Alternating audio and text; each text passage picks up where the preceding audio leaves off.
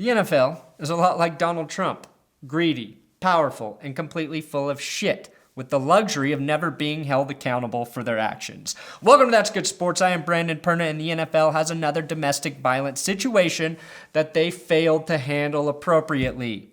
I guess it's kind of hard to suspend a player, New York Giants kicker Josh Brown, for the standard 6 games, which the NFL set up for domestic violence situations, when the NFL is too busy wasting $23 million to pursue Deflategate cases.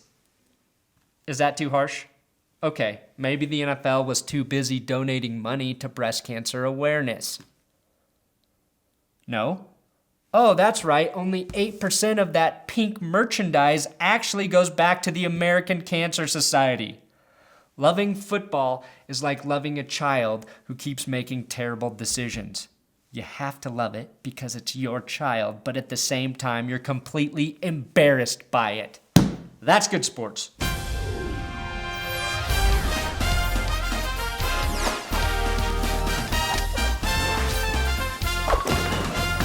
Before I get to Josh Brown, let's revisit that the NFL's Breast Cancer Awareness Month is a fucking facade in terms of actually making a difference. First of all, the money does not go to cancer research, it goes to the ACS Change Program. ACS, the American Cancer Society, uses the money to increase awareness, education, and screenings for women over 40.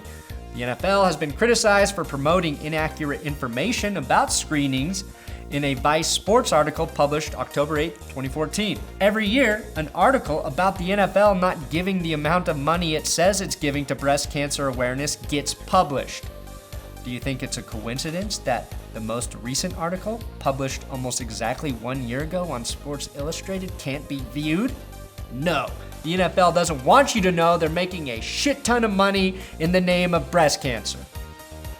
Or those cyber attacks affected Sports Illustrated. I'm old enough to know that most things I love are evil. The NFL, Apple products, and Anthony Hopkins in Westworld. I just don't understand how the NFL can continue to fuck up on such a big scale. After the first breast cancer numbers came out, fix it. Make sure all of the proceeds are going to awareness and research, you jackasses. I think you have the money to do that with your $10 to $12 billion a year profit. Now, the NFL has another domestic violence situation that they galactically fucked up. All they had to do was suspend Josh Brown 6 games when he was arrested for 4th-degree domestic violence. It does not matter that he said it was, and I quote, one moment in time. The Giants and the NFL are both to blame, and the worst part of all of this is they went to bat for a fucking kicker. No offense, kickers, but you're the least popular of all players and the easiest to suspend without anybody giving a shit. Now, we fans should be ashamed for not saying something when Josh Brown was first suspended for just 1 game. It doesn't matter if the charges were eventually dropped in this case because Brown admitted to the act of abusing his wife. The outrage is pouring now because the police department released documents from the investigation revealing what kind of bad person Josh Brown has been. Some of his statements from journal entries include, "I have physically, mentally, emotionally, and verbally been a repulsive man." He admitted to being a liar and viewing his wife as a slave. He knows he has a problem, but whether or not he really wants to fix it is something we can't know. The NFL and the Giants were aware something was going on with Brown. There was an incident at the Pro Bowl that involved NFL security and the hotel having to hide Brown's wife in a room he didn't know about from him. So when the NFL and the Giants say they had insufficient information to make a correct decision about this issue, they're fucking lying to us. Josh Brown is a guy who needs serious help. Read the New York Post article written by Steve Serby. It appears Brown's problems stem from childhood abuse. I understand something like that can fuck you up, but there's no way you can make excuses of any kind for people who abuse other people. And it shouldn't be hard for the NFL to take action on situations like this, especially after everything that happened in 2014 with Ray Rice and Greg Hardy. Yet, here we are again, talking about a company, the NFL, who is so out of touch with what is important that we can only sit back and observe and scream, how fucking stupid can you be, NFL? Here's what's really disturbing. Josh Brown was suspended for 1 game this season and was fined $72,058. This season alone, 128 other players have been fined and or suspended for celebrations, substance abuse violations, which could be marijuana or alcohol related, taunting penalties, PEDs, unsportsmanlike conduct, and various on-field penalties, totaling $18,746,553. Just let that number sink in. The NFL has no problem taking money away from players for celebrating after a touchdown. In fact, this season alone, they fined players $161,029 for celebrations. That's more than double the price for a player to beat his wife. It's disgusting.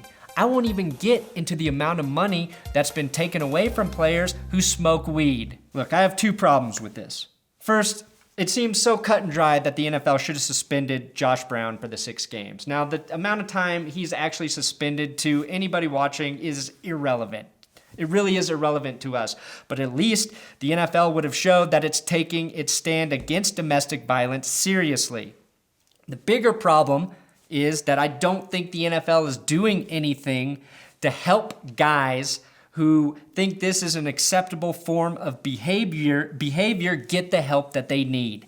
If you are somebody who beats your girlfriend or wife or child, whatever the situation is in, you have psychological issues. Those aren't going to be fixed by suspending that player or by fucking fining them. You need to get them help. And the NFL has shown a very consistent pattern of not helping its players who need it the most. They're more interested in fining them, taking money from them, thinking that will teach them a fucking lesson.